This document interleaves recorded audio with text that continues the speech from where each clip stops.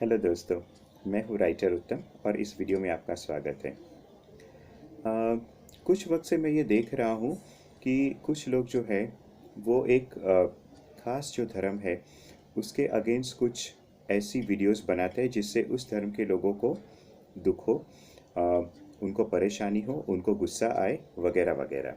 ठीक है, आप लोग समझ गए होंगे कि मैं किस बारे में बात कर रहा हूँ।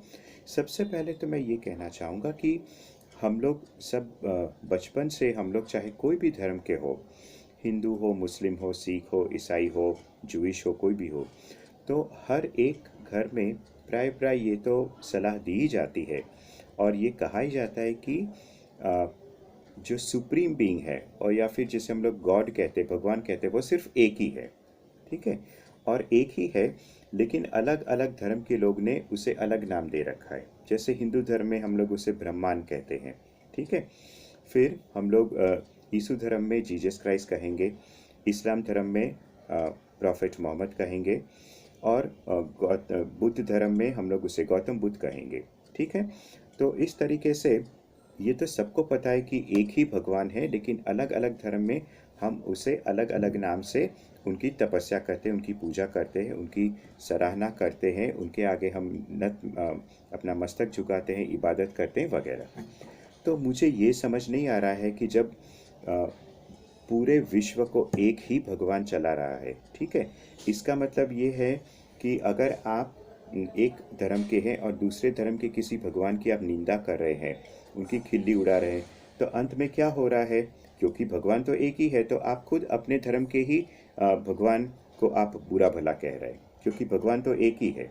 ठीक है, तो आप अगर किसी और धर्म के देवी देवताओं को आप ऐसे अपशब्द कह रहे हैं, तो इसका मतलब है आप अपने जो धर्म है उसके भी भगवान को आप वैसे ही कह रहे हैं। ठीक है, तो ये बात लोगों को समझ क्यों नहीं आ रही है? ठीक है, और एक चीज़ मैं ये कहना चाहूँगा कि हर एक जो धर्म है उसमें कुछ सिंबल्स होते हैं।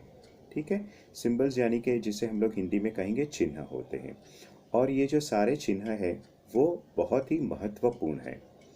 अगर मैं हिंदू हूँ तो मुझे हिंदू धर्म से जुड़े हुए जितनी देवी देवता है या जो भी सिंबल्स है उसकी मुझे जानकारी है, और मैं जानता हूँ कि हर एक चिन्ह और सिंबल है उसका क्या महत्व है हमारे धर्म के लिए। ठीक उसी तरीके से एक अगर कोई बुद्ध होगा तो उसे भी बुद्ध धर्म से जुड़े हुए जो भी सिंबल्स हैं, ठीक है, जैसे फॉर एग्जांपल धर्म चक्र है, उसका उसे महत्व पता होगा। अगर कोई यहूदी है तो उसमें वो जो कैंडल स्टैंड जो होते हैं, ठीक है, कैंडल स्टैंड होते हैं जिसमें 7 कैंडल्स लगी होती है, उसका उसे महत्व पता होगा। तो ठीक उसी तरीके से इस्लाम से भी जुड़े हुए अगर कोई सिंबल्स है तो वो मुस्लिम को ज़रूर पता होंगे। ठीक है, तो आपको ये ध्यान रखना है कि आप किसी और धर्म के कोई भी सिंबल को लेके आप ऐसे कुछ भी उल्टा सीधा ना बनाएं। ठीक है, क्योंकि उसका एक महत्व है। आपको वो महत्व नहीं पता है तो आपको वो महत्व समझना है इससे पहले कि आप उसको कहीं गलत तरीके से इस्तेमाल करें।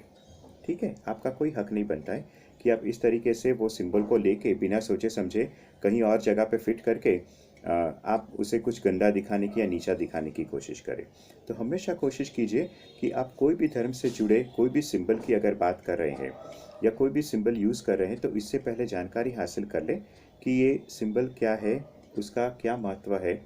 और ये बात मैं आपको कह दूं कि कोई भी धर्म हो, इसमें जो भी सिंबलिज्म है वो बहुत बहुत ही महत्वपूर्ण है। बस हमें उसे समझने की ज़रूरत है। ये कोई ऐसे ही बनाया हुआ चिन्ह नहीं है। ये कितने सालों से ये चिन्ह चले आ रहे हैं, जिसने बनाया भी है उसने बहुत सोच समझ के बनाया है, इसलिए इसे बहुत सोच समझ के हमें इस्तेमाल करना है। जिस तरीके से हम लोग अपनी धार्मिक पुस्तक है, चाहे वो गीता है, वो कुरान हो या फिर गुरु ग्रंथ साहिब हो, जितनी इज्जत हम इस महाग्रंथों की करते हैं, उसी हिसाब से हमें सिंबल्स की भी उतनी ही कदर करनी है, उतनी ही इज्जत करनी है। जब आप दूसरों की इज्जत करेंगे तभी आपको इज्जत मिलेगी। अगर आप दूसरों का अनादर करेंगे तो बदले में आपको अनादर ही मिलेगा। इतनी बात आपको हमेशा ध्यान रखनी है।